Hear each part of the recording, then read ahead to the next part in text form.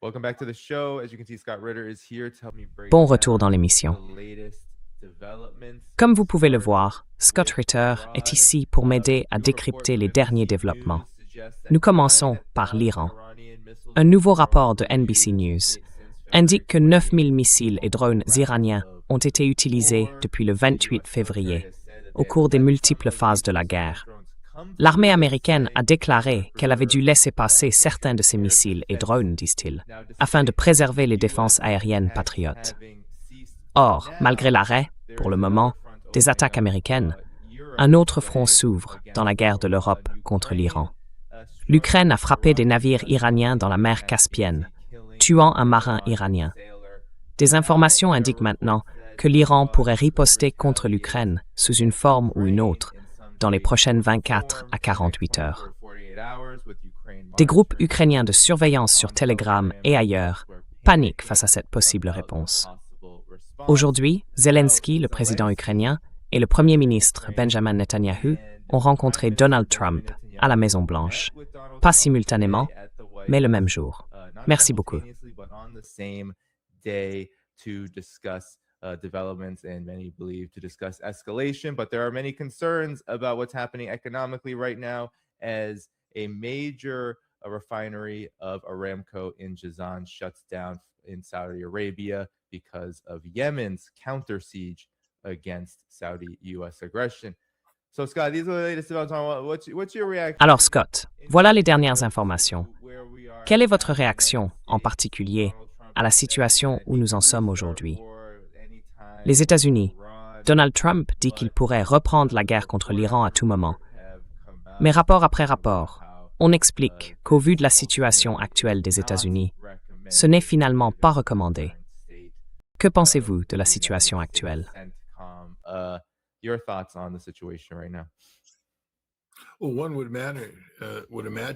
Eh bien, on pourrait imaginer que si Donald Trump pouvait relancer la guerre, il ne le ferait que s'il pensait pouvoir gagner. Et s'il pense pouvoir gagner, alors pourquoi ne mène-t-il pas cette guerre en ce moment même? À quoi ont servi les dernières semaines? Au fond, les États-Unis ont cessé de frapper l'Iran parce que nous étions en train de perdre, parce que nous ne pouvions pas gagner, parce que nous n'avons pas de stratégie pour aller de l'avant. Et si nous continuons à avancer, l'escalade mènerait à des dommages permanents pour les installations de production d'énergie iranienne dans la région et continuerait de causer des ravages pour les forces et les installations militaires américaines dans la région.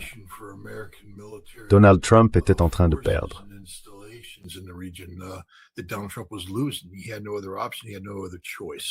Il n'avait pas d'autre option. Il n'avait pas d'autre choix. Alors il a arrêté les attaques et l'Iran a réagi en arrêtant ses attaques de missiles. Vous savez, c'est là qu'on en est. Les États-Unis ont perdu cette guerre. Il ne reste plus à Donald Trump qu'à reconnaître la défaite et à trouver, vous savez, une porte de sortie à la situation dans laquelle il se trouve actuellement. Mais vous savez, bombarder l'Iran pour le soumettre, c'est ce qu'il ferait. Et donc, le fait qu'il dise certaines choses sans passer à l'action prouve clairement qu'il est dans une situation politique très difficile. Il doit maintenir la façade selon laquelle il contrôle la situation, alors qu'elle est totalement hors de contrôle.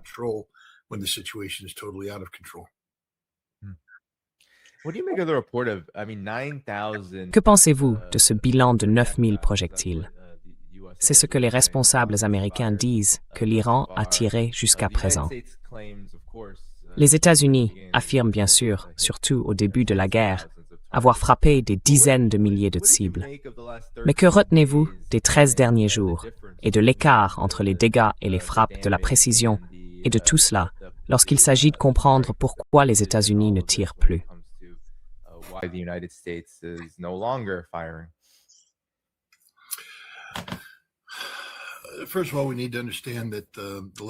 Tout d'abord, il faut comprendre que les 13 derniers jours n'ont produit qu'une nouvelle défaite pour les États-Unis. L'Iran n'a été affecté par aucune des actions menées par les États-Unis. Nous faisons exploser des bâtiments vides. Nous détruisons des infrastructures qui peuvent être rapidement reconstruites. La communauté du renseignement américaine a reconnu à quelle vitesse l'Iran peut reconstruire des ponts, reconstruire des infrastructures. Chaque bâtiment était frappant. J'ai été frappé de voir les États-Unis bombarder l'usine de missiles de Parchin. Je me suis dit, pourquoi? N'avait-elle pas été détruite la première fois durant les 39 premiers jours? Et si elle ne l'avait pas été, pourquoi? Mais surtout, pensez-vous vraiment que les Iraniens ont laissé quoi que ce soit de valeur dans cette installation?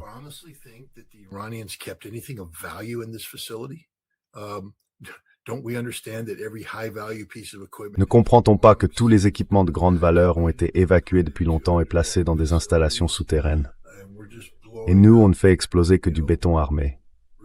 Les Iraniens viendront, ils déblayeront les gravats et ils recouleront le béton. Puis, une fois la guerre terminée, ils ressortiront les équipements de grande valeur, les réinstalleront et reprendront leurs activités instantanément. Nous ne faisons aucun mal à l'Iran. Enfin, nous tuons des milliers de personnes, des dizaines de milliers de personnes. Ça, évidemment, c'est nuisible, c'est criminel. Mais notre objectif stratégique était de faire s'effondrer le régime iranien. Or, il est aujourd'hui plus fort qu'il ne l'a jamais été. Notre objectif stratégique était de mettre fin à la capacité balistique de l'Iran. Tout est passé sous terre. Non seulement ils tirent des missiles que, vous savez, nous prétendons avoir détruits, mais ils offrent des Q.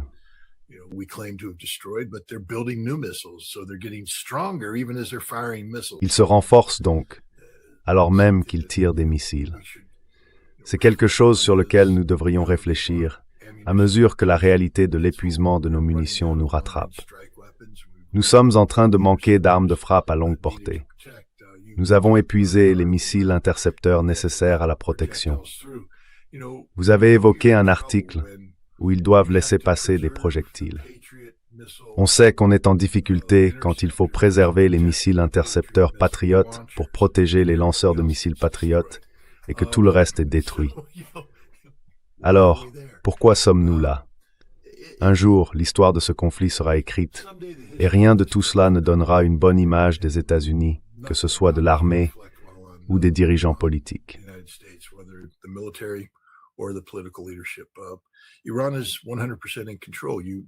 L'Iran contrôle la situation à 100%. Vous avez mentionné l'Arabie saoudite. C'est la réalité. Si Trump avait intensifié le conflit comme il disait qu'il allait le faire, ce ne serait pas seulement l'Arabie saoudite qui serait à l'arrêt. Ce serait le Koweït, ce serait Bahreïn, ce serait les Émirats arabes unis. Et si le conflit se poursuivait, l'Azerbaïdjan pourrait aussi être à l'arrêt. L'Iran a la capacité de mettre à l'arrêt l'ensemble de la production énergétique de la région du Moyen-Orient. Et c'est ce qui se produirait si les États-Unis cherchaient à intensifier le conflit, parce qu'il n'existe tout simplement aucune défense contre les missiles balistiques et les drones iraniens. Il n'y a tout simplement aucune défense.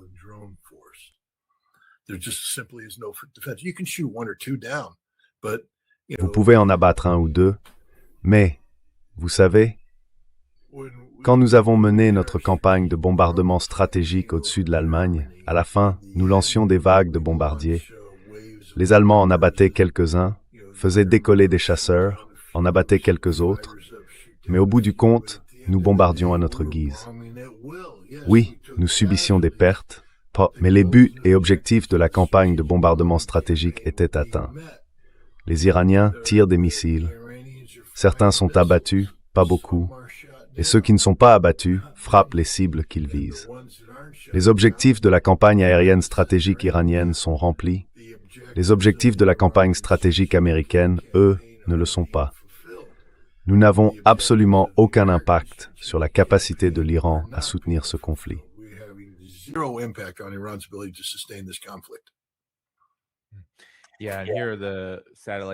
Oui, et voici les images satellites de ce que le Yémen a fait dans la zone stratégique du port de Yanbu. Des infrastructures pétrolières ont été touchées, ainsi que les installations de vrac de la ville industrielle. Et comme vous l'avez dit, Scott, l'Iran pourrait causer bien plus de dégâts que cela. Et les pays du Golfe ont peut-être été en première ligne.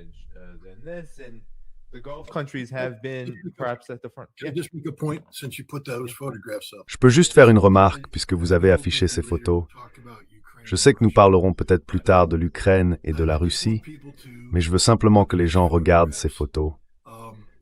Et il y a aussi la vidéo de la grande explosion quand les missiles Onslaught ont frappé. Comparé avec les images que l'on voit en Russie quand une raffinerie de pétrole russe est touchée. D'accord? Comprenez bien ce que je veux dire. Les Ukrainiens font pop, d'accord? Et les Russes font boom. Voilà à quoi ressemble un boom, d'accord? Regardez ces photos.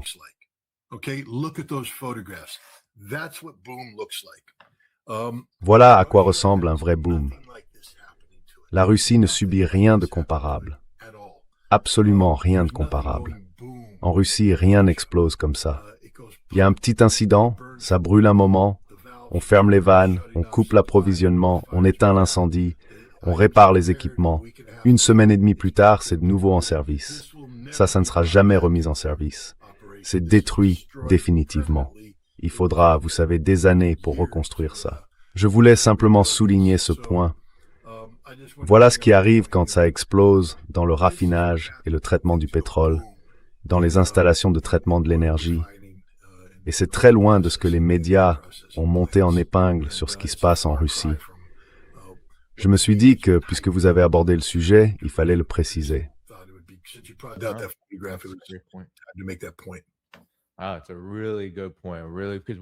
Oh, c'est un très bon point, vraiment. Parce que s'il existait des images satellites des cibles de ces frappes de drones ukrainiens, elles auraient été publiées, sans aucun doute.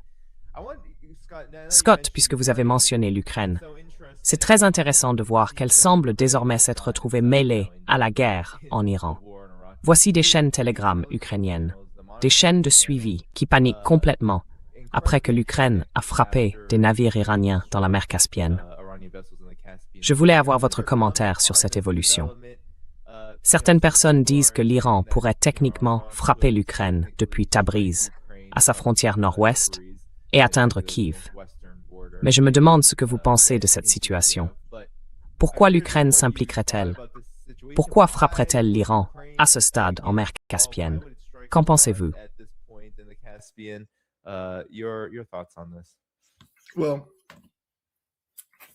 Eh bien, Zelensky a ordonné une guerre de 40 jours, utilisant les capacités de frappe ukrainiennes à longue et moyenne portée contre la Russie.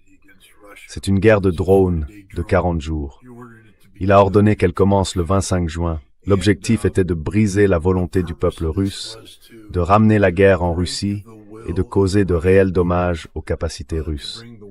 Mais le plus important, c'était de briser la volonté du peuple russe, de montrer clairement qu'il n'y avait nulle part en Russie qui soit sûr pour la Russie. Et donc, vous savez, l'Ukraine affirmait depuis longtemps avoir fermé la mer Noire à la Russie. On pourra en reparler plus tard, puisque la Russie a désormais, en gros, fermé la mer Noire à l'Ukraine.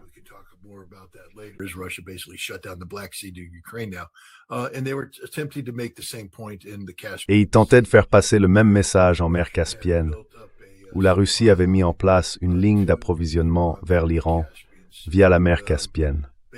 En gros, l'objectif était d'envoyer un message à la Russie, en disant « Oui, je ne sais pas si les Ukrainiens ont délibérément visé un navire iranien. » Une partie de moi pense que non. Une autre pense qu'ils croyaient que c'était un navire russe et qu'ils ont été surpris de l'apprendre, mais qu'ils ont ensuite cherché à le présenter à leur avantage. Vous savez, les Ukrainiens sont très forts pour présenter les faits d'une manière qui soutient, vous savez, certains thèmes et certains récits. Et à ce moment-là, Zelensky se rendait à Washington, D.C. pour rencontrer Donald Trump et essayer de le convaincre d'accepter d'apporter un soutien supplémentaire à l'Ukraine sur les plans politiques, militaires et financiers.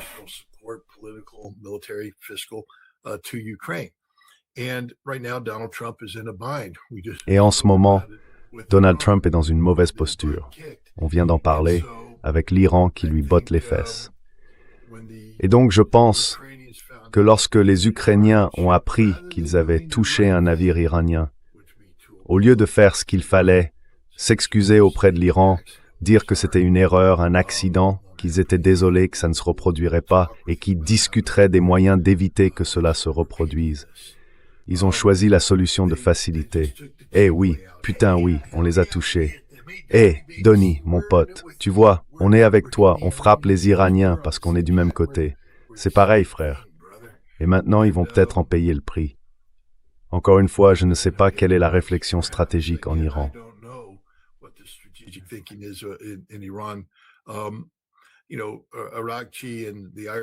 Vous savez, Arakchi et les gardiens de la Révolution ont fait des déclarations très fermes. Mais le fait est que pour frapper l'Ukraine, les missiles devront survoler l'espace aérien de l'OTAN. Vous savez, un vol turc, survoler la Turquie. Et je ne sais pas si c'est vraiment le genre d'escalade que l'Ukraine souhaite en ce moment. Mais enfin, ils ont tout à fait le droit de riposter au titre de la légitime défense. Mais est-ce qu'ils le feront ou non? Je ne sais pas. Vous savez, cette agitation qu'on voit sur les réseaux sociaux ukrainiens n'est peut-être qu'une tactique d'intimidation visant, là encore, à donner l'impression que l'Ukraine et les États-Unis sont la même chose, les deux étant menacés par des missiles iraniens.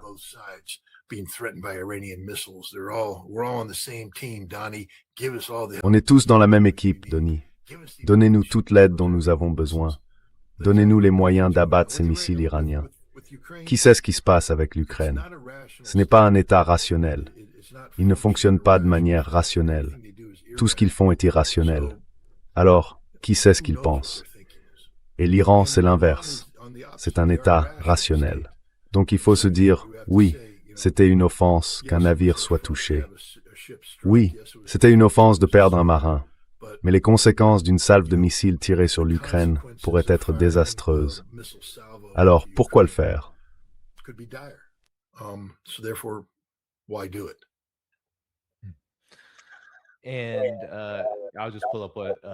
Je vais simplement rappeler ce qu'a déclaré le ministre des Affaires étrangères, Abbas Araghchi. Ce sont ses mots, juste après l'incident survenu ce week-end. Il a dit « Zelensky a attaqué un navire commercial iranien, tuant un marin. C'est une violation flagrante de la Charte des Nations Unies, commise à la demande d'Israël pour entraîner l'Europe dans sa guerre. » Lors d'un appel avec la haute représentante Kaja Kallas et le ministre des Affaires étrangères Sergei Lavrov, j'ai clairement indiqué que ce que le profiteur de Kiev a fait ne peut pas rester sans réponse. Donc évidemment, Scott, il n'y a aucune sympathie pour Zelensky. Ce sont des mots très forts, mais oui, je veux dire, en partie, il y a eu une liste de cibles publiée, ou une banque de cibles publiée.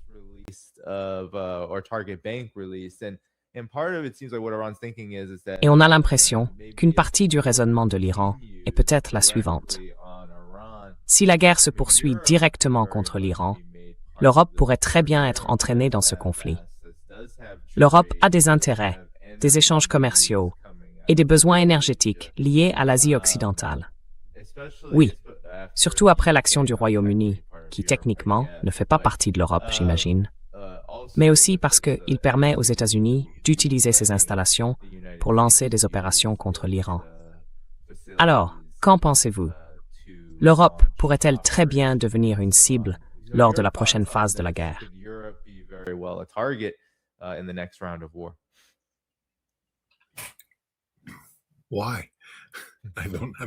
Pourquoi?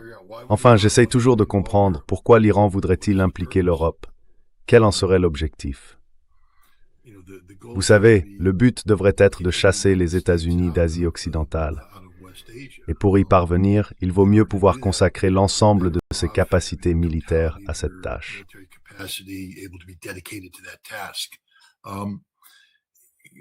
Vous savez, pourquoi l'Iran frapperait-il l'Europe?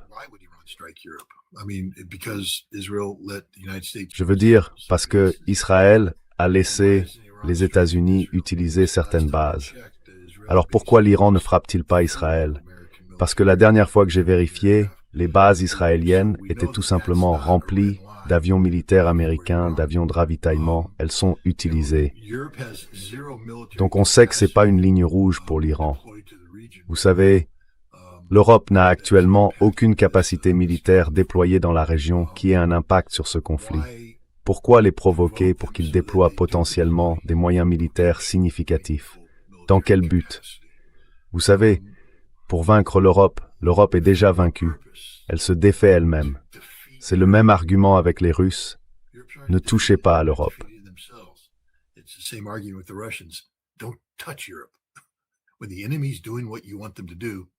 Quand l'ennemi fait ce que vous voulez qu'il fasse, laissez-le faire. Et en ce moment, l'Europe est tout simplement en train de mourir, de régresser, de s'effondrer. C'est devenu une caricature d'elle-même. Regardez Macron. Marine Le Pen va le chasser lors des élections d'avril prochain et elle portera un bracelet électronique à la cheville. Voilà où en est la politique française. Keir Starmer est dehors. Il y a un nouvel Andy Burnham qui arrive. Combien de temps va-t-il tenir? Pas longtemps. Parce que changer la plaque sur la porte ne change pas la réalité. Ça traite le symptôme. Le symptôme, c'était que les gens détestaient Keir Starmer. Alors ils se sont débarrassés de Keir Starmer. Maintenant, ils ont mis Andy.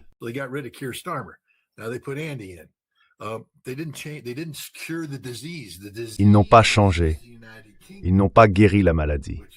La maladie, c'est le Royaume-Uni qui est fondamentalement gangrené et en train de mourir. Et mettre le nom de Burnham en tête ne guérit pas la maladie. Ils continueront à traiter le symptôme en disant « Eh bien, il ne l'a pas guéri, prenons quelqu'un d'autre ». Mais ils ne s'attaquent pas au problème fondamental qui est le dysfonctionnement collectif du Royaume-Uni.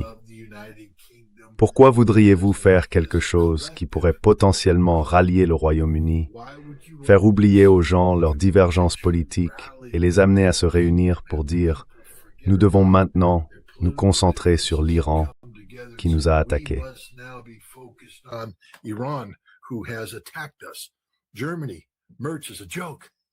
L'Allemagne, Merz c'est une blague. L'AfD, Alternative pour l'Allemagne, est aujourd'hui le parti politique le plus populaire en Allemagne. Et à mesure que la situation continuera de se dégrader pour les autres partis, elle deviendra encore plus forte. Ils ne cherchent pas la guerre avec l'Iran. Alors pourquoi l'Iran leur apporterait-il la guerre? Peut-être que la meilleure chose que l'Iran puisse faire, c'est de ne rien faire du tout, parce que l'Europe est en train de se détruire elle-même. C'est la même stratégie pour la Russie. Ne rien faire. Laisser simplement l'Europe être l'Europe, qui est son propre pire ennemi. Donc je ne vois pas cette guerre s'étendre à l'Europe. Je ne vois pas les Iraniens faire quoi que ce soit qui, vous savez, perturberait la trajectoire de l'Europe vers l'autodestruction.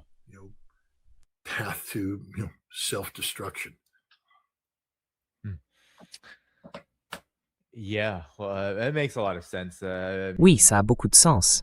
Je veux dire, l'Europe n'est pas souveraine.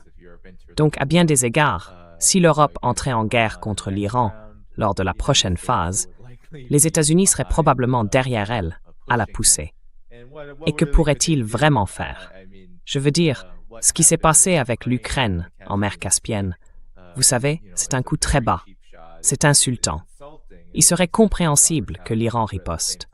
Mais en même temps, comme vous l'avez dit, je pense que c'est vrai.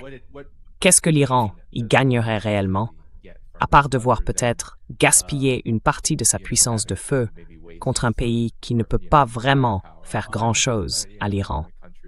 Mais certains ont avancé l'idée que cela pourrait faire partie de la stratégie de blocus des États-Unis pour tenter de couper l'Iran de la mer Caspienne. Pensez-vous que ce soit possible? Parce que bien sûr, le blocus contre l'Iran reste en place. Et, comme l'a dit l'Iran, cela reste, à bien des égards, une guerre.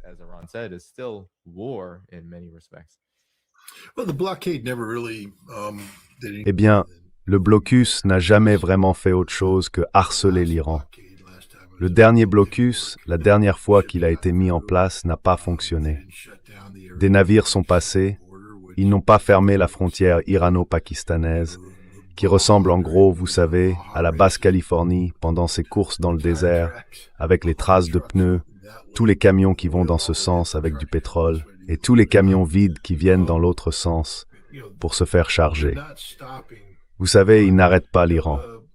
Notre bon ami le professeur Morandi a fait remarquer très justement que l'immense majorité de la production pétrolière iranienne est consommée sur le marché intérieur. Donc vous ne mettez pas l'industrie iranienne à l'arrêt avec ce blocus.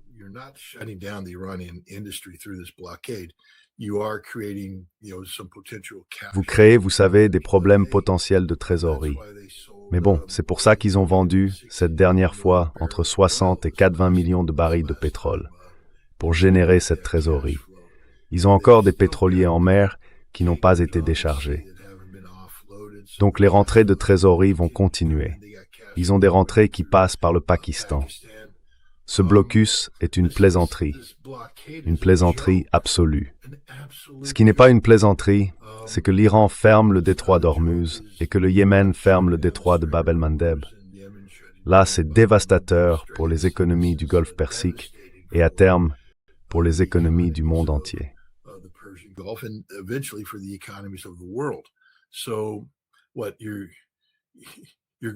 Alors quoi? Vous allez faire attaquer par l'Ukraine un navire iranien dans la mer Caspienne pour résoudre les inégalités liées à l'incapacité de la flotte américaine à bloquer les ports iraniens. Tout ce que ça garantit, c'est que l'Ukraine paiera encore davantage. Écoutez, tout ce qui se passe en Ukraine en ce moment est dû au fait que l'Ukraine est allée trop loin en frappant un navire iranien dans la mer Caspienne. La Russie a bien davantage de capacités pour étendre ce conflit contre l'Ukraine. Donc je pense simplement que si c'est ce raisonnement-là, il sera très vite démontré qu'il est erroné et l'Ukraine paiera un prix encore plus lourd.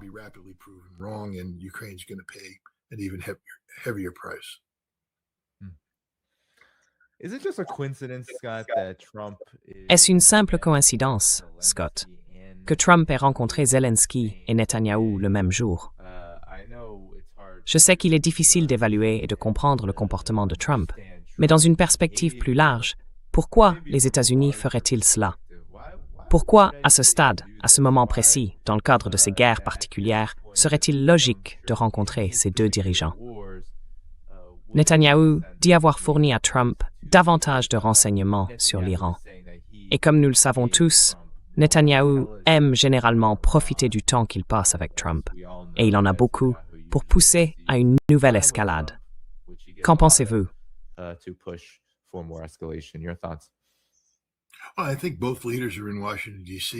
Je pense que les deux dirigeants sont à Washington parce que Lindsey Graham est mort et qu'ils sont là pour assister aux funérailles.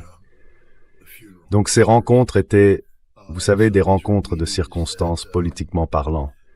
À un moment où, après le sommet de l'OTAN, Trump a promis, vous savez, des licences pour des missiles Patriot et où tout ça se passe. Il y a des turbulences en Ukraine. Si Zelensky s'était rendu aux funérailles de Graham sans avoir le moindre échange avec la Maison-Blanche, les gens se seraient dit « Qu'est-ce qui se passe? Pourquoi? Pourquoi ne se parle-t-il pas? On ne comprend pas. » Il devait donc y avoir une rencontre à la Maison-Blanche. Vous savez, c'était une séance photo. Ce n'était rien de substantiel. On voit Trump sourire à côté de Zelensky, ce qui est une énorme victoire pour Zelensky par rapport à la dernière rencontre.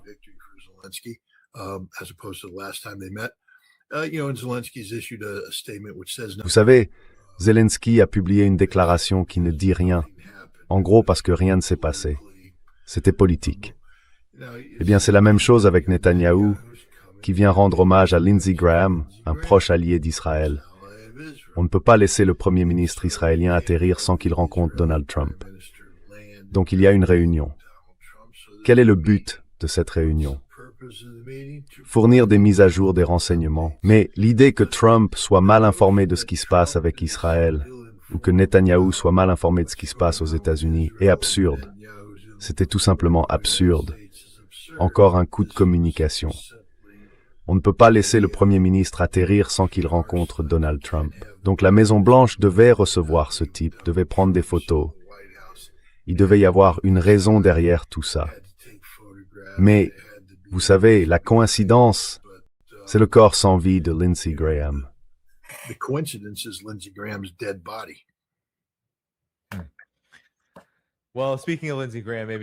Eh bien, puisqu'on parle de Lindsey Graham, une bonne façon de lui rendre hommage serait peut-être de voir à quel point il s'est trompé sur l'Iran et à quel point son acharnement à pousser les États-Unis vers la guerre avec l'Iran a été désastreux.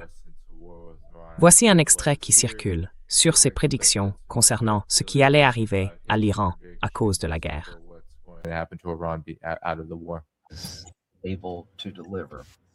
Oh, to be honest with you, I think about 3 to 4 weeks, we should have them in a spot where they start losing control of some cities.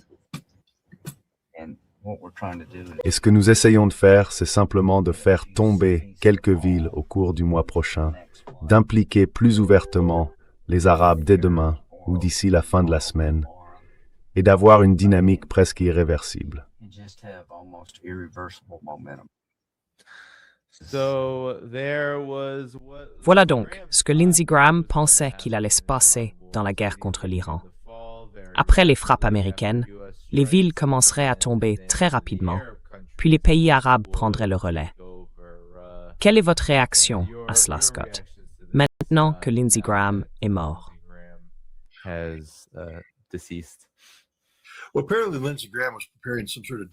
Eh bien, apparemment, Lindsey Graham préparait une sorte de film documentaire censé relancer ses ambitions sénatoriales qui battaient de l'aile. Il briguait sa réélection, il avait un adversaire et il y avait une possibilité qu'il ne gagne pas. Il lançait des appels aux dons dans la panique. Donc, ce documentaire était en préparation. Et à propos d'un documentaire, comprenez bien que ce n'est pas, vous savez, ce n'est pas The Office, où les gens se mettent à parler spontanément. Chaque fois que Lindsey Graham faisait ça, c'était conçu pour le faire paraître important. Et ce qu'il dit, ce sont des choses auxquelles il a réfléchi à l'avance. Donc ce sont, vous savez, les déclarations d'un homme qui sont pas ses réflexions spontanées.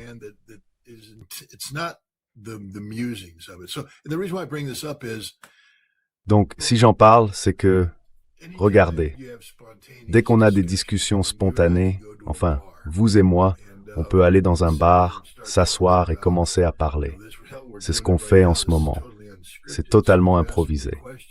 Alors, vous me posez une question, et moi, eh bien, j'y réponds du tac au tac.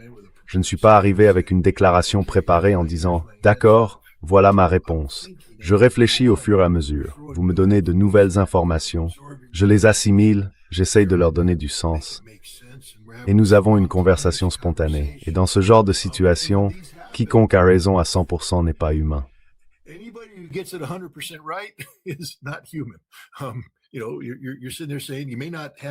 Vous savez, vous êtes là à dire que vous n'avez peut-être pas toutes les données, que vous en avez peut-être oublié certaines, et vous dites des choses.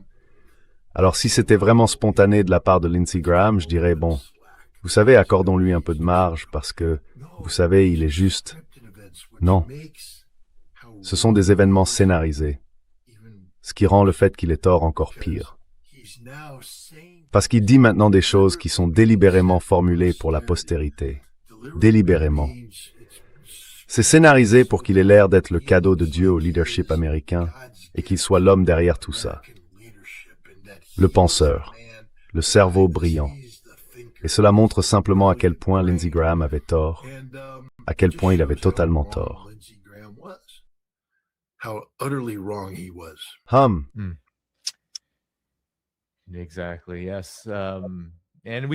Exactement, oui. Et on peut s'en réjouir, honnêtement, parce que voir les ambitions de Lindsey Graham se réaliser serait un désastre pour le monde et pour l'humanité. Et pour l'Amérique. Oui, exactement. Les États-Unis sont clairement inclus dans ce bilan mondial. Mais oui, pour les États-Unis, à 100%. Et ça l'a déjà été. Je veux dire rien que pour les États-Unis. Le fait que les États-Unis perdent cette guerre a aussi été un désastre pour eux, simplement parce qu'ils s'y sont impliqués. Scott, je voulais avoir votre réaction à cette évolution. On dirait que le CENTCOM, le Pentagone, n'arrive pas à arrêter de manipuler les chiffres des pertes de la guerre contre l'Iran.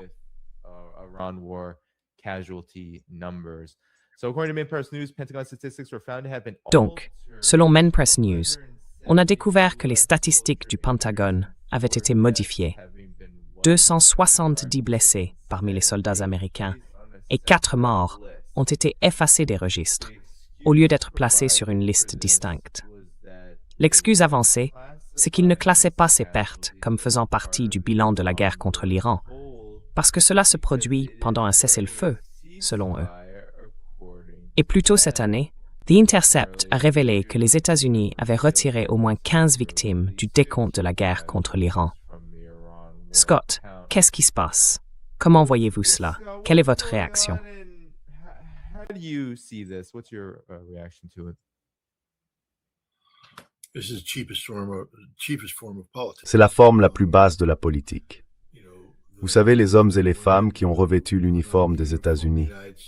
Et je sais que beaucoup de gens disent qu'ils aillent se faire voir, ils n'auraient pas dû s'engager. Peu importe. Vous savez quoi? Allez vous faire voir.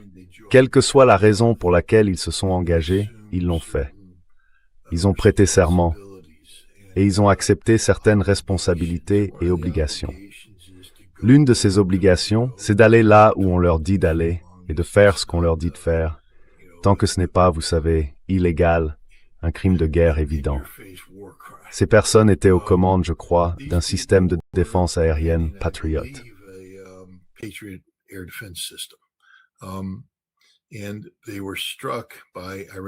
Et ils ont été frappés par des armes iraniennes utilisées lors d'attaques contre des installations que ce système de défense aérienne était censé protéger.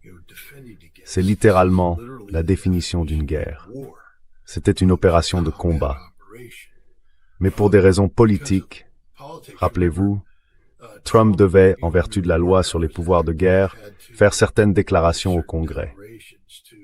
Et une fois passée la période couverte par la déclaration initiale, il aurait dû formuler de nouvelles recommandations et demander l'autorisation du Congrès. Or, le Congrès n'était pas disposé à approuver la prolongation de ses pouvoirs. Donc, ce que Donald Trump a fait, c'est essentiellement dire « c'est fini, terminé, on remet le compteur à zéro ». Et maintenant, il dit que nous n'avons jamais remis le compteur à zéro.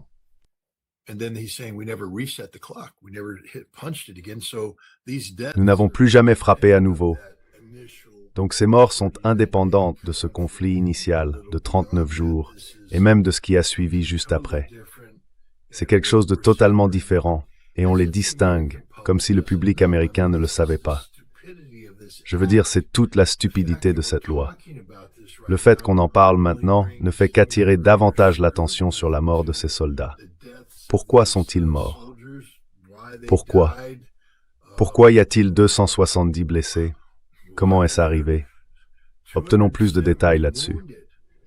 Mais le Pentagone dissimule délibérément le nombre de blessés, ainsi que les endroits où ils ont été blessés et la manière dont ils l'ont été, parce qu'il n'a aucune obligation légale de le déclarer.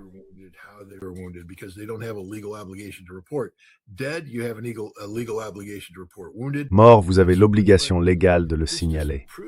Blessé, pas autant. Mais ça prouve simplement que cette guerre... Enfin, réfléchissons-y. Voyons les choses comme ça. Aujourd'hui, je porte mon t-shirt du corps des marines, parce que pourquoi pas, bon sang. Vous savez, je suis fier de qui je suis. Je suis fier de ce que j'ai fait. Je suis fier de mon service. Et quand j'ai pris un vêtement dans mon placard, j'ai attrapé ce t-shirt qui avait justement mon petit emblème du corps des marines. Mais le fait est que, vous savez, quand j'ai enfilé cet uniforme, j'honorais mon pays. Je disais, je suis là pour vous. Quand vous avez besoin de moi, je suis là. Cette administration déshonore tous ceux qui portent l'uniforme en faisant ça.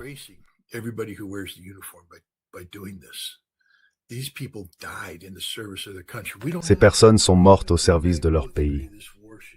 Nous ne sommes pas obligés d'être d'accord là-dessus. Vous et moi, nous sommes tous les deux d'accord pour dire que cette guerre n'aurait jamais dû être menée. Nous sommes tous les deux d'accord pour dire qu'ils n'auraient pas dû être là-bas. Mais ils sont morts parce qu'ils se sont portés volontaires, qu'ils ont été envoyés, qu'ils ont été mis en danger et qu'ils sont morts. Et nous devrions avoir beaucoup plus de respect pour le sacrifice qu'ils ont fait. Encore une fois, des gens disent « Quel sacrifice ?» Les gars, vous passez à côté du sujet. Le sujet, c'est que lorsque nous disons, comme Pete Hegseth le dit, comme Donald Trump le dit, « Je suis là pour les troupes. Je suis là pour les troupes. Je soutiens les troupes. » Les troupes, c'est tout. Les hommes et les femmes qui portent l'uniforme, c'est tout. Eh bien, ils sont tués jusqu'à ce qu'ils soient morts ou blessés. Ensuite, ils deviennent gênants. Vous savez, regardez ces blessés. A-t-on parlé des blessures qu'ils ont subies? Parce que les morts sont morts, ils ne sont plus là. Leurs dépouilles vont être enterrées, leurs familles vont souffrir. Mais à ce moment-là, c'est fini. Des chèques seront signés, et voilà. Et les blessés? Vous savez, parce qu'on parle de graves lésions cérébrales, on parle d'amputation possible, on parle de blessures à la colonne vertébrale, on parle de choses qui sont... Vous savez, je vous garantis que certains vont devoir déféquer dans une poche de colostomie pour le reste de leur vie. Et ce sont des jeunes de 20 ans, condamnés à ça. Alors qu'est-ce qu'on fait pour eux?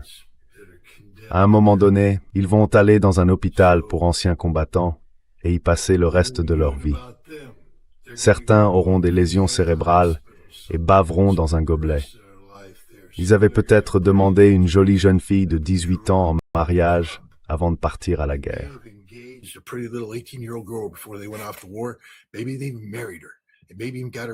Peut-être qu'ils l'ont épousée, peut-être même qu'ils l'ont mise enceinte. Alors elle rentre chez elle avec un bébé et lui revient en bavant dans un gobelet. Cette relation, c'est fini. Cette fille ne va pas rester. Elle va le quitter. Les parents vont vieillir et mourir, et donc à un moment donné, ce sera un homme de 40 ans qui bave dans un gobelet. Et qu'est-ce que le pays fait pour eux? Pas la moindre putain de chose. Pourquoi? Parce que regardez comment on traite nos combattants. Regardez comment on les traite de cette manière honteuse. Et où est la société à condamner les actes de ce président? Ça devrait concerner tout le monde. Je sais, écoutez, je suis contre la guerre.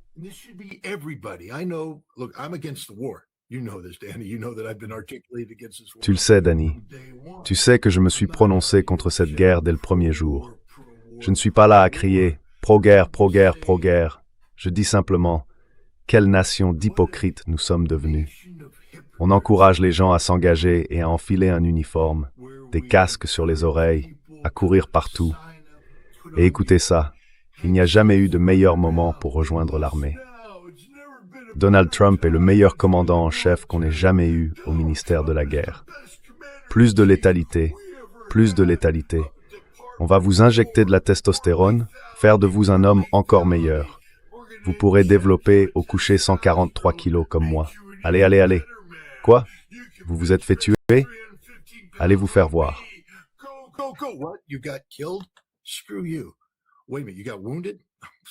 Attendez une minute. Vous avez été blessé? Désolé. On ne veut pas parler de vous parce que ce n'est pas bon pour le recrutement. Il est grand temps, et ça devrait être le cas. Et je vais le dire tout de suite. Vous savez, on m'a toujours posé cette question, et on me la pose sans arrêt, parce que j'en suis très fier, comme je l'ai dit, fier de ça, fier de ça. Est-ce que j'encouragerais les gens à s'engager aujourd'hui dans le corps des marines? Et j'ai toujours répondu qu'il fallait réfléchir aux choses. Il faut penser à l'avenir.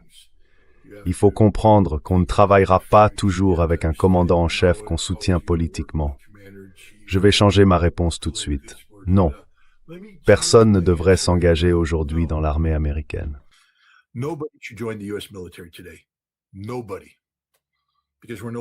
Personne. Parce que nous ne sommes plus un pays qui mérite d'être défendu. Et nous ne sommes pas un pays qui honore votre sacrifice. Si vous portez l'uniforme aujourd'hui, attendez la fin de votre engagement et barrez-vous. Si vous êtes officier, quand votre obligation de service prendra fin, partez.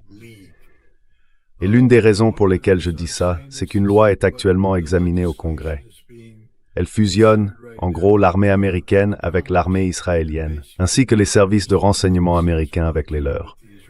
Nous sommes devenus le grand Israël.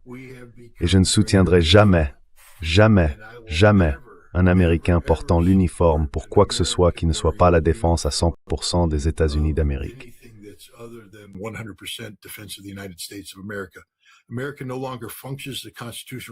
L'Amérique ne fonctionne plus comme une république constitutionnelle. Cela signifie que la Constitution que vous jurez de soutenir et de défendre ne veut plus rien dire parce qu'elle n'a plus aucune valeur. Donc je n'encouragerai jamais qui que ce soit à rejoindre aujourd'hui l'armée des États-Unis telle qu'elle est actuellement organisée. Et je ne le ferai pas tant que nous n'aurons pas changé la nature de notre gouvernement, l'attitude de notre gouvernement, et tant que la Constitution ne sera pas un document protégé par le peuple américain.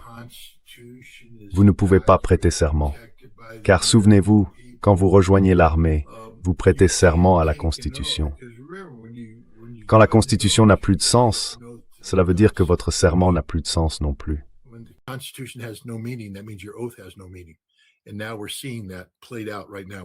Et aujourd'hui, on le voit se jouer avec le comportement honteux adopté envers ces 4 Américains morts et les 270 soldats blessés.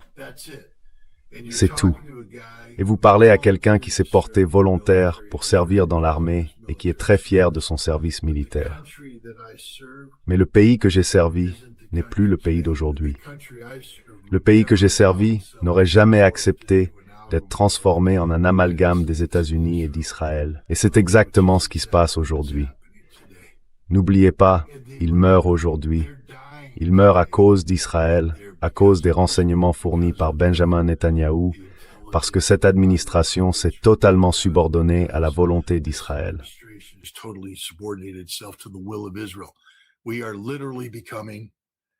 Nous devenons littéralement le Grand Israël. Vous savez, le Grand Israël, l'expérience du Grand Israël échouait au Moyen-Orient. Alors maintenant, les Israéliens se sont attachés avec succès à l'hôte américain et ont redéfini l'Amérique comme une extension d'Israël. Et croyez-moi, cela aura des répercussions sur la liberté d'expression. Il viendra un moment où nous ne pourrons plus avoir cette conversation, Danny, parce que ce sera illégal. Car c'est ce qui arrive quand Israël prend le contrôle de l'Amérique. Et c'est la direction que nous prenons en ce moment. L'occupation totale des États-Unis d'Amérique, d'un point de vue juridique, par Israël, par le Grand Israël, par les sionistes.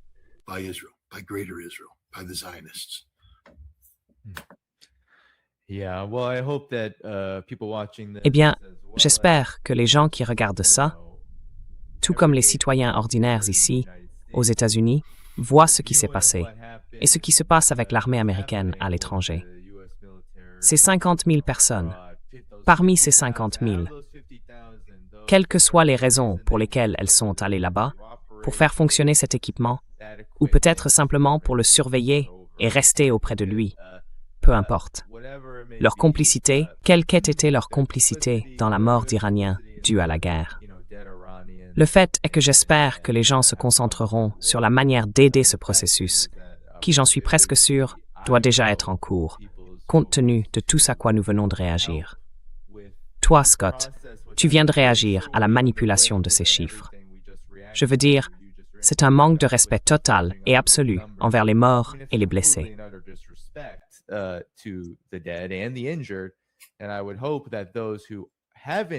Et j'espère que ceux qui n'ont pas subi ce sort, qui sont actuellement des cibles faciles dans la région, se disent « Oui, peut-être que c'est pas quelque chose que j'ai envie de faire. Peut-être que ça ne correspond pas à mes valeurs. Peut-être que ce n'est pas une guerre qu'il faudrait mener. » Et j'espère que les personnes qui ne sont pas dans l'armée contribueront elles aussi à porter cet argument, à le rendre plus public et plus accessible, afin qu'il devienne de plus en plus improbable que des opérations comme celle-ci, cette opération désastreuse, puissent avoir lieu. Parce qu'au bout du compte, ce sont les soldats du rang eux-mêmes qui refuseront de faire la guerre, qui refuseront d'obéir à ses ordres. Et cela va être extrêmement important, essentiel même, dans les années à venir, c'est certain.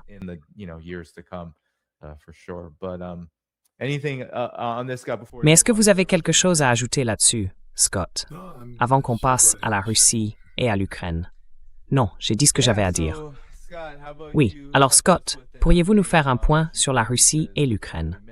Parce qu'on a évoqué un peu... Voilà, Medusa.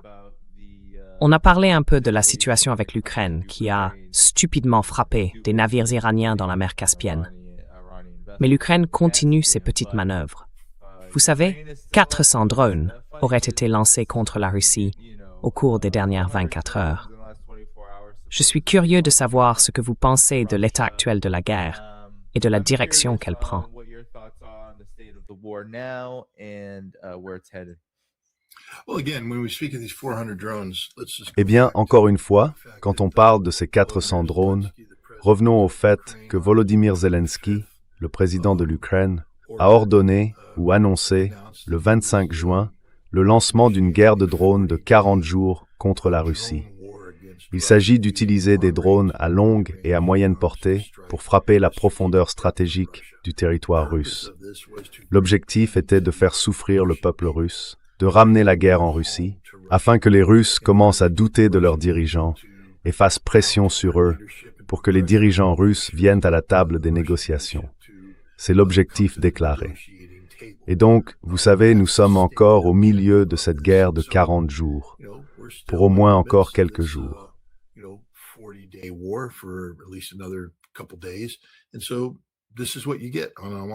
Et voilà ce qu'on obtient presque tous les jours.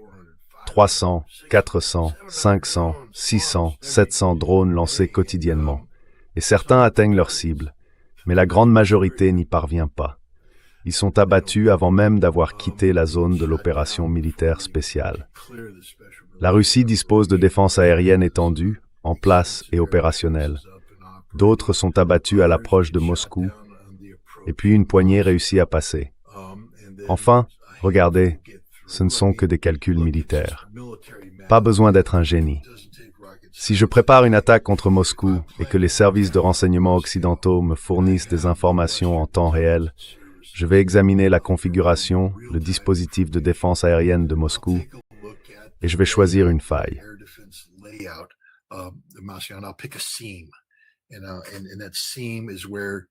Et c'est à cette jonction qu'il y a des failles ou qu'on regarde les zones de recoupement. On compte les systèmes impliqués et on se dit d'accord, ceux-là peuvent en abattre 20. Ceux-là peuvent en abattre 30. Ça fait 50. Partons du principe qu'ils touchent à 100%. J'en envoie 4-20. 30 passent automatiquement. Vous n'avez rien à faire. Automatiquement, 30 passent, et ensuite vous continuez simplement à faire le calcul. Vous forcez le passage jusqu'à ce que finalement, 8 sur les 400 passent. Et ces 8 arrivent. Certains sont abattus, d'autres frappent leur cible. Et comme on l'a dit tout à l'heure, ils explosent. C'est tout ce qui se passe ici. Ils explosent.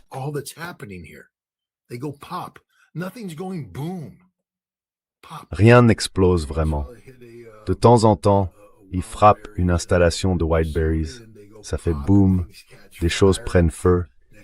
Et avant même qu'on s'en rende compte, vous avez un incendie gigantesque. Peut-être que les Russes devraient commencer à investir dans des systèmes d'extinction incendie au Hallon, puis dans la défense aérienne.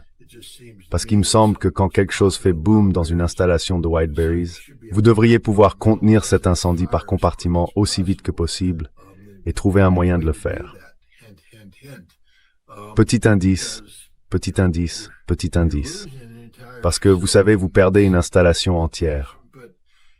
C'est mauvais pour les gens qui avaient leurs marchandises stockées dans ces installations. C'est mauvais pour Whiteberries en tant que marque, mais ça ne paralyse pas la Russie. Et c'est ce que les gens doivent comprendre. Nothing Ukraine is doing is crippling Russia. It's causing temporary inconvenience. Cela provoque des désagréments temporaires. Et même pour les files d'attente à la pompe, vous savez, je viens de parler à Rick Sanchez aujourd'hui. Il traversait la région de Moscou en voiture. Et il m'a dit, il n'y a pas de file d'attente, pas de file pour l'essence à Moscou. Les stations-service sont ouvertes. Les gens achètent leur essence. On peut trouver des files d'attente ailleurs, vous savez. Plus on se rapproche de la ligne de front ou des raffineries qui ont été touchées.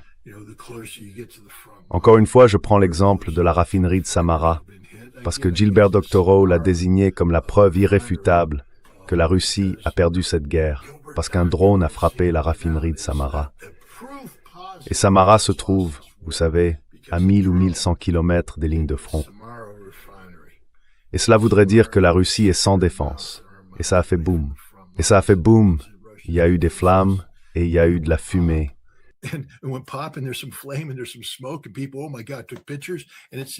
Et les gens, oh là là, ont pris des photos. Et c'est la fin du monde. Sauf que quelques heures plus tard, les pompiers sont intervenus. Pour que les gens comprennent bien, je suis formé comme pompier sur les champs pétrolifères. Je suis allé à l'académie, au Nevada. J'ai éteint des incendies sur des champs pétrolifères. Je sais ce qu'il faut faire. Vous savez, on arrête les pompes. Oui, on isole l'installation, on intervient, on ferme les vannes, on recouvre de mousse, on refroidit. Ensuite, on remplace les équipements endommagés, on rouvre les vannes, et 1 semaine et demie plus tard, ça fonctionne de nouveau. Et c'est ça la réalité. Mais si cette raffinerie a notamment pour mission de produire des produits pétroliers raffinés, comme de l'essence ou du diesel, pour les consommateurs locaux, c'est bien pour ça qu'il y a des raffineries là où elles sont, pour fournir des produits raffinés aux communautés locales.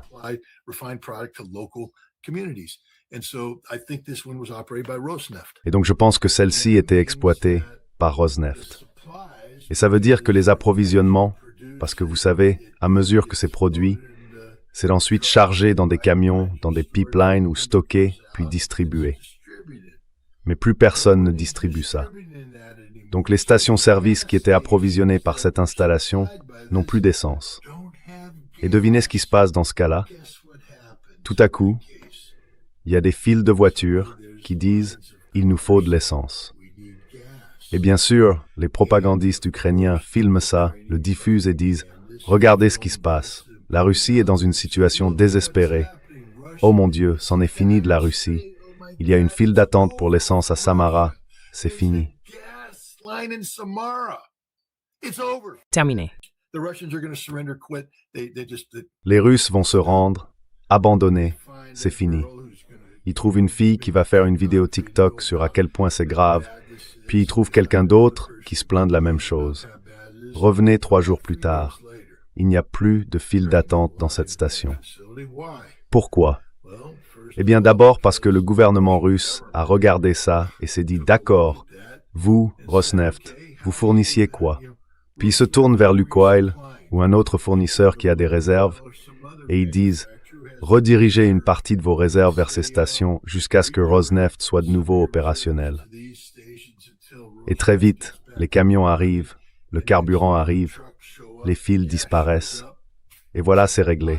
C'est ça la réalité de ce qui se passe en Russie en ce moment.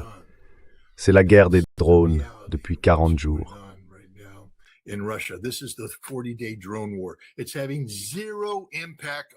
Cela n'a absolument aucun impact sur la capacité de la Russie à survivre, au sens existentiel. L'économie russe est en croissance, elle prospère. Il peut y avoir quelques contretemps ici ou là à cause du carburant. Mais vous savez, la Russie s'adapte. Plus de diesel, on arrête d'en exporter. Problème réglé. Besoin de plus de diesel, on en achète. Problème réglé. Et c'est ce qui se passe. Il n'y a pas de crise stratégique en Russie en ce moment. Dans les zones plus proches du front, en Crimée, bien sûr, ils sont pilonnés par les drones. Kherson, pilonné par les drones. Quand j'étais à Zaporozhye, pilonné par les drones. Sauf que ce n'est plus tellement le cas maintenant. Pourquoi? On dirait que peut-être si vous êtes opérateur de drones ukrainiens et que vous faites des choses qui mettent la Russie en colère, vous pourriez le payer de votre vie. Et c'est ce qui se passe.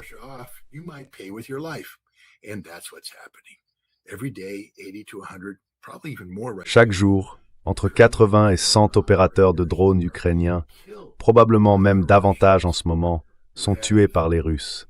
Ils disposent de moyens de renseignement, de surveillance et de reconnaissance sur le terrain. Ils quadrillent les installations, à la recherche du moindre signe. Quand ils le trouvent, c'est la mort instantanée. C'est simplement la réalité actuelle. Le métier le plus dangereux en Ukraine, c'est opérateur de drones. Et ils meurent en masse. Il faut 4 semaines pour vous apprendre ne serait-ce qu'à faire décoller un drone et à le piloter.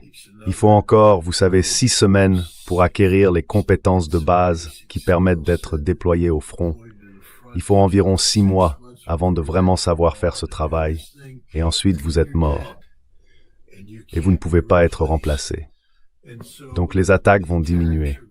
L'autre chose, c'est que les drones qu'ils utilisent, vous savez, ils sont fabriqués quelque part, leurs pièces sont produites quelque part, puis elles sont fournies quelque part.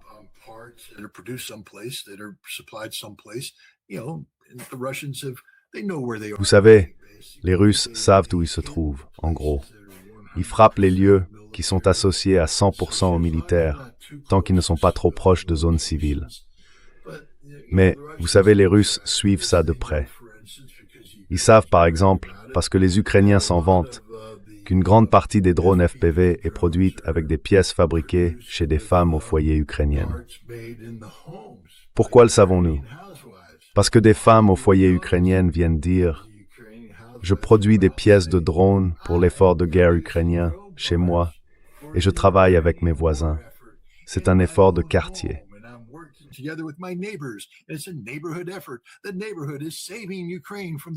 Le quartier sauve l'Ukraine des méchants Russes et on fait du très bon travail. Sauf qu'ils admettent qu'ils ne sont que des criminels de guerre, parce qu'en gros, ils transforment leur maison en... Non, la Russie ne va pas faire exploser tous les appartements d'Ukraine. Mais quand ces pièces sont rassemblées dans un sous-sol et qu'on commence à les utiliser pour fabriquer des drones, puis qui sont expédiés vers un entrepôt qui peut être installé au même endroit qu'une fabrique de meubles, la Russie ne frappait pas ces sites auparavant. Maintenant, elle le fait.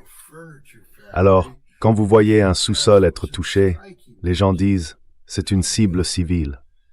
Non, c'est une usine de drones. Quand ils frappent un endroit, ils disent « c'est une fabrique de meubles ».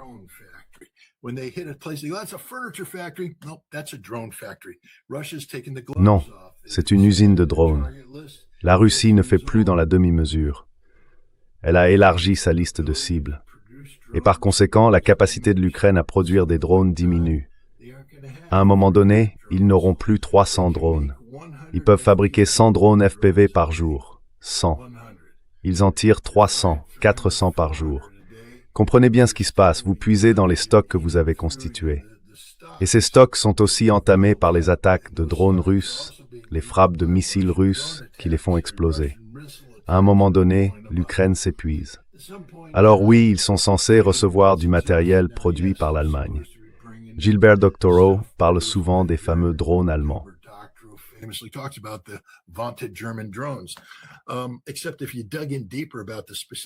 Mais si vous creusez un peu sur les drones précis dont il parlait, vous vous rendez compte qu'ils ne fonctionnent pas. Les Ukrainiens admettent « on n'utilisera pas ces drones, parce que les utiliser, c'est mourir. » Car le taux d'échec au lancement peut aller jusqu'à 75%. Et vous n'avez pas envie d'être debout dans un champ avec un drone pendant que les Russes vous prennent en photo alors que votre drone ne décolle pas. Vous restez là, et puis vous aurez beau vous enfuir, ils auront vu où vous êtes allé, ils abattront le drone pour vous tuer. Et c'est pour ça que l'Ukraine en perd entre 80 et 100 par jour. Les drones allemands ne fonctionnent pas. La technologie allemande d'intelligence artificielle ne fonctionne pas.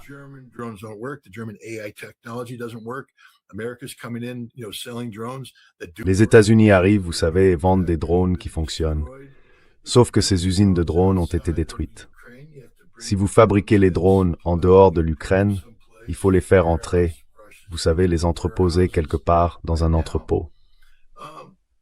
La Russie frappe les entrepôts en ce moment même. L'Ukraine a perdu cette guerre. Ce n'est qu'une question de temps. La Russie est en train de gagner cette guerre. L'Ukraine a perdu cette guerre. Voilà ce qui se passe sur la ligne de front. Vous savez, la décision de réaffecter des ressources aux drones, prise en janvier lorsque Fedorov est devenu ministre de la Défense, a privé Syrski, l'ancien commandant des forces armées ukrainiennes, de ressources. Lui disait « j'ai besoin de ressources pour constituer des brigades ».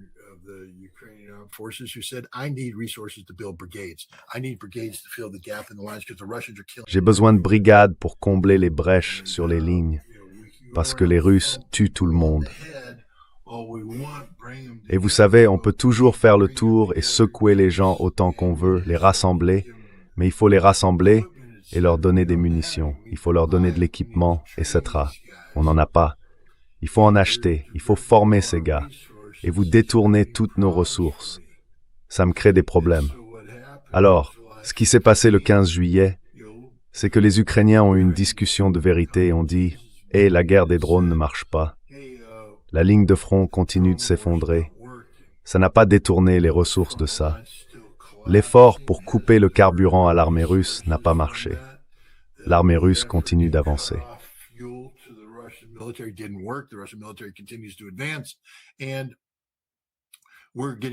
Et on se fait davantage exploser qu'on ne les fait exploser. Ce n'est pas une bonne chose. Peut-être qu'on devrait se concentrer sur le fait de donner à Syrski les ressources qu'il demandait. Fedorov insistait sur le fait qu'il serait à la hauteur. Ils l'ont viré. Le type qui l'a remplacé, vous savez, a choisi la solution de facilité. C'est lui qui, vous savez, a supervisé l'opération Toile d'araignée en juin 2025 peut-être. Et oui, vous savez, celle où ils ont construit les camions. Très innovant. Je veux dire, ils ont construit les camions. Ils ont construit les drones, ils les ont chargés de drones, ont conduit les camions près de bases stratégiques, lancé les drones et fait exploser un paquet de bombardiers russes.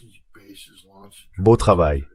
Sauf que la Russie vous a rayé de la surface de la Terre pour ça.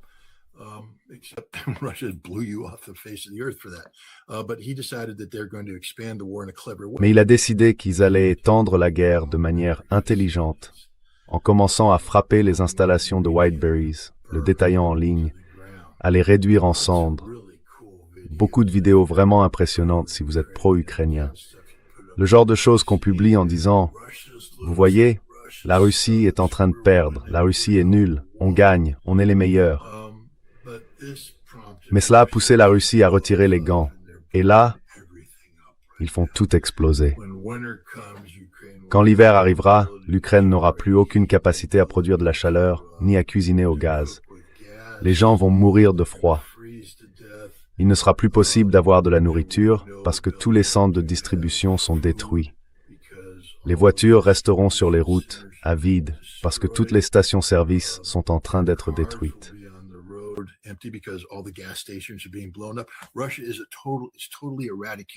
La Russie est en train d'éradiquer totalement la capacité de survie en Ukraine. Et donc, quand viendra l'hiver, les Ukrainiens auront d'énormes problèmes. D'énormes problèmes. Et c'est la conséquence de la décision d'attaquer, vous savez, des usines Wildberries. J'espère que les Ukrainiens ont apprécié la vidéo. Regardez-la autant que vous voulez pendant l'hiver. Espérons que cet incendie vous tiendra chaud. Mais vous ne pourrez pas la regarder longtemps, parce que vos batteries vont se vider. Et cette fois, il n'y aura rien pour les recharger. Vous vous retrouverez donc sans communication. Voilà où en est la guerre. La Russie gagne sur tous les fronts. C'est la réalité.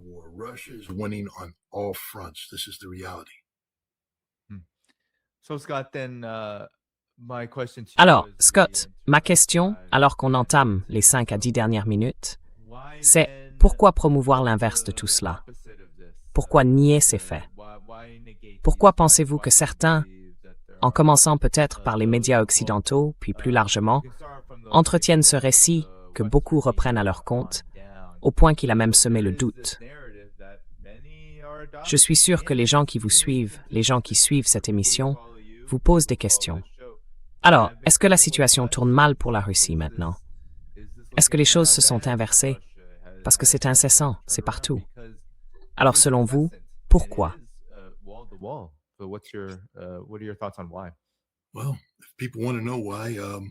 Eh bien, si les gens veulent savoir pourquoi, allez sur scottritter.com. Vous arriverez sur la page Substack, The Real Scott Ritter. Et là, vous verrez une petite rubrique appelée The Russia House. Allez dans The Russia House. C'est là que j'interviewe des personnalités russes de premier plan. Et vous verrez que j'ai fait 2 interviews avec un homme qui s'appelle Andrei Ilnitsky. Andrei Ilnitsky et moi avons eu des conversations approfondies sur ce qu'il appelle la guerre mentale. La guerre mentale, c'est la guerre de l'information. Voilà, The Russia House. Et puis si vous descendez dans ces éléments, vous verrez, continuez. Andrei Ilnitsky, juste là, guerre mentale, 2e partie. Cela veut dire qu'il y avait une guerre mentale, première partie. Mais c'est la 2e des 2 interviews que j'ai faites avec Andrei Ilnitsky, où il parle de « Bienvenue dans cette émission spéciale ». Désolé. Cette édition spéciale de... donc vous savez, Andrei a, élaboré ce concept de guerre mentale. came up with Mental War. He was interviewed by a Russian military magazine. Il a été interviewé par un magazine militaire russe en 2021. À l'époque, il était conseiller principal de Sergei Shoigu, le ministre de la Défense, et il décrivait la guerre mentale. Puis, en 2022, il a écrit un article. Il n'a cessé d'y revenir. Qu'est-ce que la guerre mentale? La guerre mentale, c'est une guerre. On utilise l'information pour infecter l'esprit des gens. Et l'objectif ici, c'est d'infecter l'esprit des Russes. Et l'un des moyens de l'attaquer tu faire causemestage depuis une caisse de résonance, l'Occident.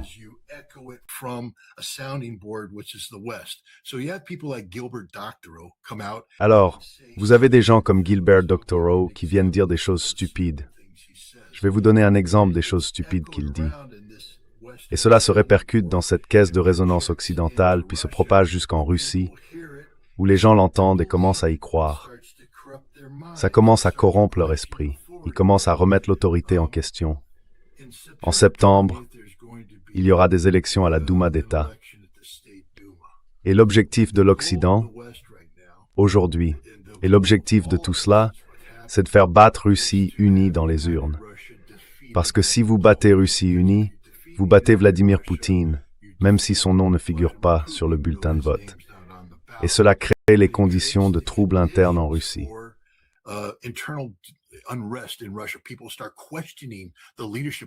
Les gens commencent à remettre en question le leadership de Vladimir Poutine. Et l'objectif, c'est d'avoir un Maïdan à Moscou et de faire tomber le gouvernement Poutine. C'est le rêve. C'est pour ça qu'ils font ce qu'ils font. Et si vous vous dites, bon, pourquoi Gilbert Doctorow? Eh bien, dans sa dernière interview avec Glenn Dizen, il a admis qu'il faisait partie de l'opposition russe depuis 2010. Il l'a dit très clairement. Je suis membre de l'opposition russe depuis environ 2010. Merci, Gilbert. Vous avez contribué à démontrer mon argument. Mais l'une des choses que Gilbert promeut, c'est le concept de victoire à la Pyrrhus. Il a dit, vous savez, les Russes, parce qu'il ne peut pas nier le fait que la Russie est en train de gagner sur le front. On ne peut plus le nier.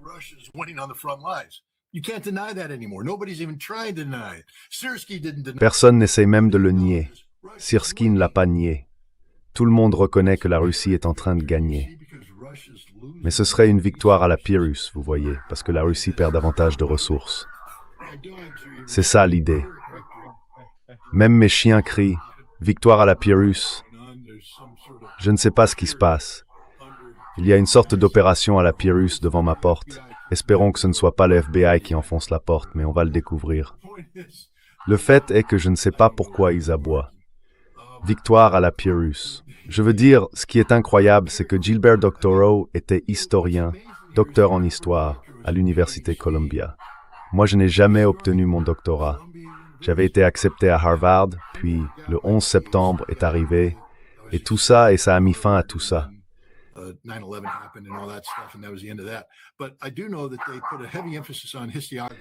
Mais je sais qu'ils accordent une grande importance à l'historiographie. C'est-à-dire, en gros, à votre capacité à faire des recherches, à étayer ce que vous avancez, à ne pas dire des choses sorties de nulle part. Il faut tout documenter. Donc, s'il va employer un terme comme « victoire à la Pyrrhus », ça renvoie au roi Pyrrhus, qui a livré une bataille, en fait, 2 batailles, l'une en 280 avant Jésus-Christ, puis une autre en 279, puisque les dates avant Jésus-Christ vont à rebours. Celle de 279, c'était la bataille d'Asculum contre les Romains. Il a battu les Romains sévèrement, sauf qu'il a perdu 20% de ses hommes et tous ses bons commandants. Et au fond, il a dit, vous savez, Plutarque, l'historien gréco-romain, le cite ainsi, « Si j'ai encore des victoires comme celle-là, je serai perdu. » Et c'est vrai. Il a fini par être battu parce qu'il n'avait plus d'hommes.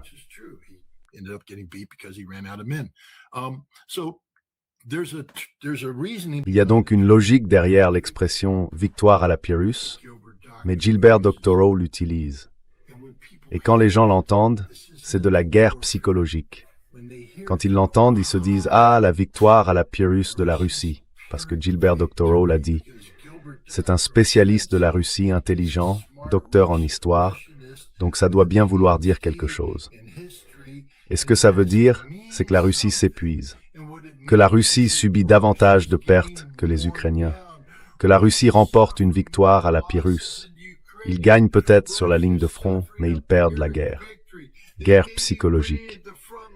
Il a implanté cette idée dans l'esprit des gens. Les gens me demandent, pourquoi vous en prenez-vous à Gilbert Doctorow? Je viens de vous le dire, parce qu'il raconte n'importe quoi. Cette histoire de victoire à la Pyrrhus est un mensonge à 100%.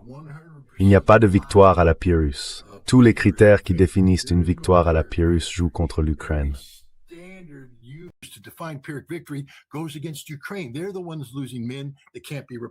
Ce sont eux qui perdent des hommes qu'ils ne peuvent pas remplacer. La Russie recrute davantage de personnel qu'elle n'en perd. La Russie se renforce. C'est l'inverse d'une victoire à la Pyrrhus. L'industrie de défense russe fonctionne non seulement pour soutenir la guerre, mais aussi pour développer une armée plus importante afin de faire face à l'OTAN. L'industrie de défense ukrainienne est anéantie. Ça, c'est une victoire à la Pyrrhus. Selon tous les critères utilisés pour définir cela, qui subit des pertes qu'il ne peut pas remplacer? Mais voici l'ironie suprême. Ce n'est pas une victoire à la Pyrrhus pour l'Ukraine. Elle est simplement en train de perdre. C'est une victoire russe. Mais vous ne pouvez pas reconnaître cette victoire russe et atteindre votre objectif de voir Russie unie, balayée aux élections. Alors, vous devez trouver un moyen de qualifier la victoire russe pour en faire une défaite. Et ensuite,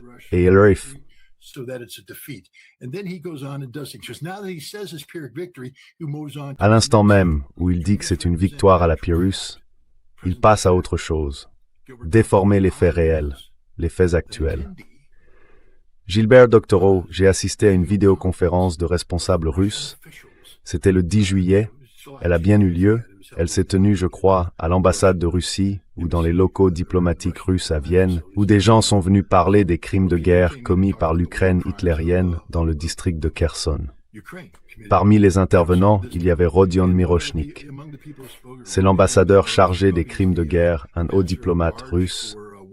Johanna Lantukova, une amie que j'ai interviewée et rencontrée, avec qui je continue de communiquer.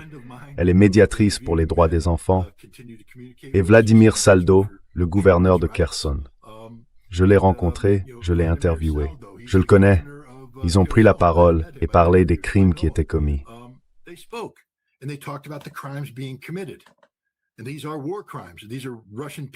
Et ce sont des crimes de guerre.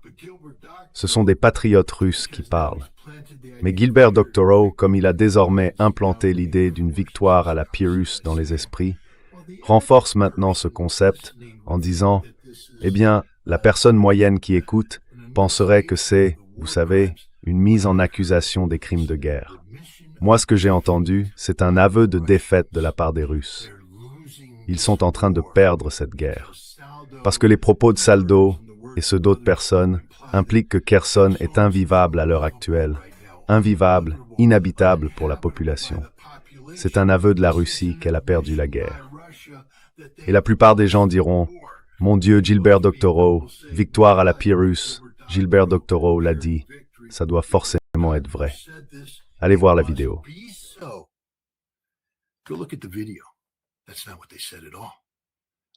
Ce n'est pas du tout ce qu'ils ont dit. Je connais ces gens. J'ai parlé avec eux de cette présentation précise, et ils ont dit « Nous n'avons rien dit de tel, même de près. Nous reconnaissons que les crimes commis par l'Ukraine contre la population ont créé une situation tragique. C'est une situation difficile. Mais la population de Kherson est comme celle de Zaporozhye. J'étais justement à Zaporozhye le mois dernier, pendant qu'ils étaient bombardés. Ils n'avaient pas d'électricité, ils n'avaient pas d'eau, des drones frappaient des véhicules de tous côtés. La route de la mort n'était pas appelée la route de la mort sans raison. Ce n'étaient pas des gens vaincus, c'étaient des gens déterminés à poursuivre la lutte, à continuer le combat.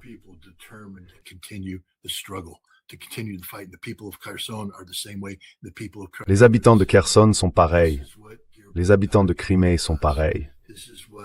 Mais c'est ce que fait Gilbert Doctorow. C'est ce que font les praticiens de la guerre mentale. Ils essayent de créer une impression de défaite. Mais je suis ici pour vous dire tout de suite que tout ce qu'ils disent, Danny, n'importe qui dans votre audience peut me soumettre un fait. Je connais ce sujet sur le bout des doigts. Chaque argument avancé par Dr. O est un mensonge absolu, fondamental et une conception pervertie de la vérité. Son objectif à travers la guerre mentale, c'est de vous faire oublier vos capacités de réflexion critique. Vous savez, la capacité à poser des questions. Automatiquement, on vous abrutit. Vous adhérez à un concept et ce concept vous aspire vers un monde imaginaire. Et quel est le but de ce monde imaginaire?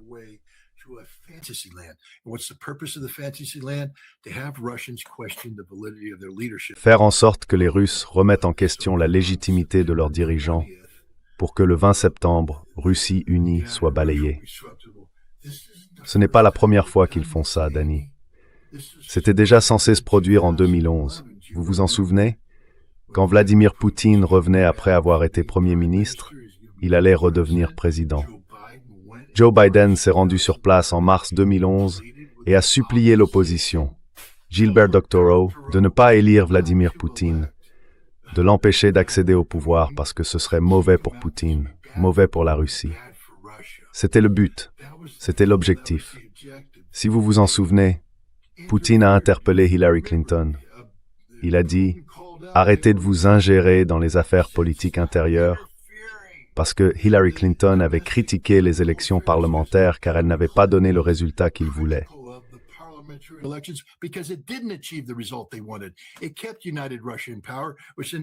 Cela a maintenu Russie unie au pouvoir, ce qui a ensuite ouvert la voie à l'échange qui a permis à Poutine de revenir lors des élections de mars 2012. Les schémas du passé se répètent. C'est ce que fait l'opposition russe et c'est ce qu'elle fait aujourd'hui.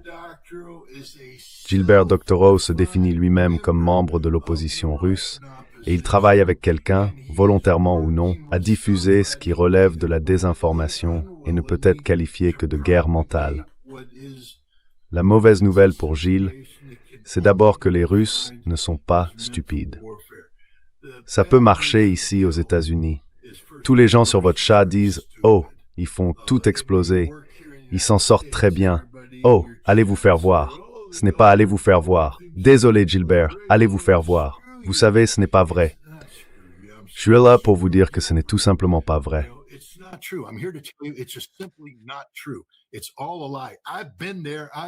C'est tout des mensonges. J'y ai été. Je l'ai fait. J'ai même le t-shirt. Venez avec moi. Venez voir si vous ne me croyez pas. Je vous emmènerai et je vous montrerai la vérité. Mais ensuite, il faudra agir en fonction de cette vérité. Ce ne sera pas juste du tourisme tranquille.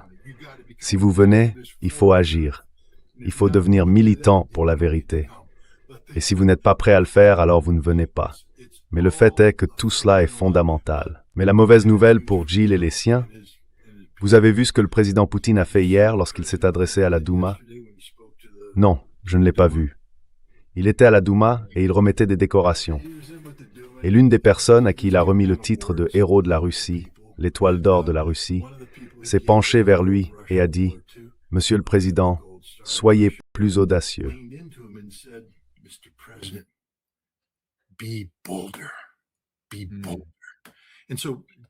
Soyez plus audacieux.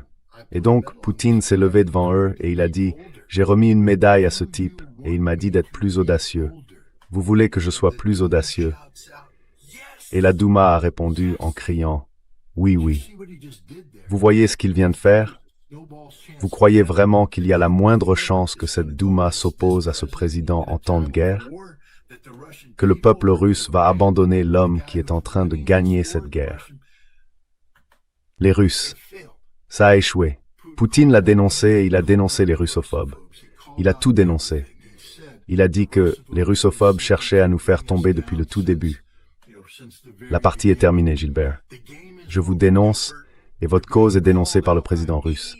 Et elle ne trouvera jamais d'écho auprès du peuple russe.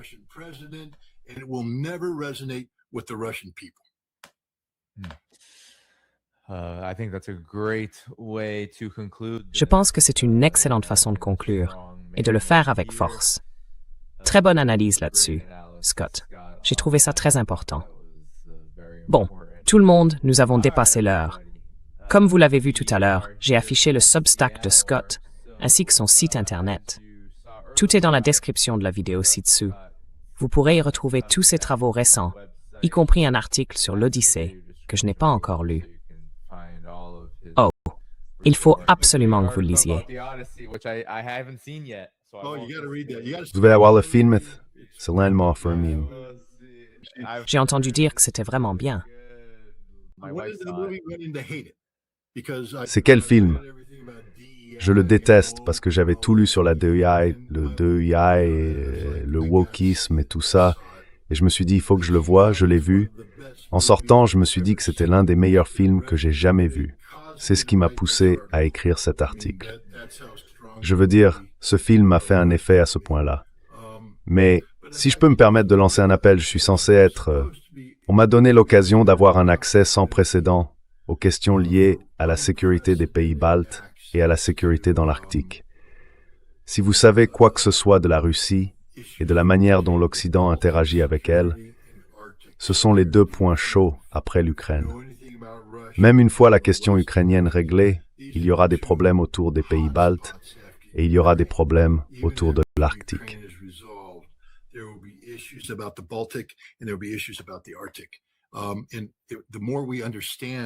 Et plus nous comprendrons ces questions du point de vue russe, mieux nous pourrons faire face à la propagande venant de l'Ouest, vous savez, sur les menaces russes qui pèsent sur ces pays. On m'a accordé un accès sans précédent. C'est tout ce que je peux dire pour l'instant. Un accès sans précédent à des questions concernant à la fois la sécurité des pays baltes et la sécurité dans l'Arctique. Et je me rendrai en Russie en septembre pour donner suite à cette possibilité. Comme je l'ai dit plus tôt, vous savez, si vous allez sur scottreader.com et sur la page Substack, c'est gratuit. L'abonnement gratuit ne vous coûte pas un centime. Si vous prenez un abonnement payant, eh bien, c'est ce qui me permet de garder un toit au-dessus de ma tête et de mettre de la nourriture sur la table. C'est mon salaire. Ces voyages sont financés par des dons. Et votre audience a été formidable, tout comme d'autres audiences.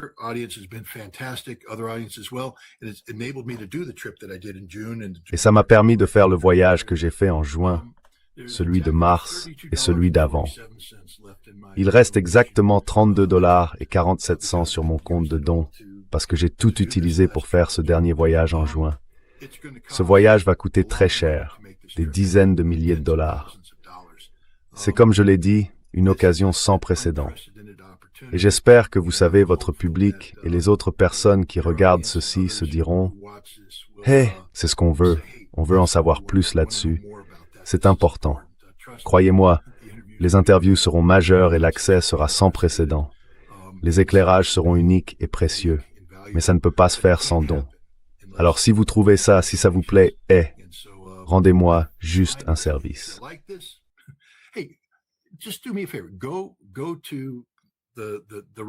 Allez sur Russia House et regardez certaines de ces interviews. Et comme je l'ai dit, Andrei Ionitsky, Mental War. Renseignez-vous là-dessus. Regardez ça. Tout ça n'aurait pas été possible sans votre soutien. Vos dons m'ont permis de louer le studio, d'engager les cadreurs, les interprètes, les ingénieurs du son, les monteurs, de tout préparer et de vous le proposer. Ça coûte de l'argent, ce n'est pas donné. Mais si vous regardez ça et que vous vous dites « J'ai appris quelque chose », alors c'est ça, la valeur de tout ça. Et je peux vous garantir que ce qu'on s'apprête à faire en septembre et en octobre, vous allez en apprendre quelque chose. Mais j'ai besoin d'aide pour le faire. Il reste $30.47 dans mon fonds de dons. Donc ça va me permettre de faire environ 4 pas dehors avant que je m'achète un Coca-Cola Light qui coûte, enfin peu importe, $2 de moins. Oui. Oui, non, tout à fait. Tout le monde, vous avez entendu Scott. Soutenez vraiment ce type de travail. C'est crucial que nous le fassions. Merci à toutes les personnes qui sont devenues membres. Je vous ai affiché tout à l'heure. Désolé de ne pas avoir eu le temps de répondre à votre question Memovox, mais je pense que Scott y a répondu. Et merci Sparky pour le super chat sur le lien entre Pete Hegseth et Lindsey Graham. Cliquez sur le bouton j'aime avant de partir. Ça aide à faire connaître davantage cette émission. Le site Substack de Scott est dans la description de la vidéo ci-dessous, donc vous pourrez le consulter après, et tous les liens pour cette émission s'y trouvent aussi. Très bien tout le monde. Je serai de retour demain à 16h, heure de la côte Est, avec Lawrence Wilkerson et Larry Johnson. Ce sera donc le 29 juillet, et je vous retrouve alors à 16h, heure de la côte Est. Bye bye. And I'll see you then, 4 p.m. Eastern. Bye-bye.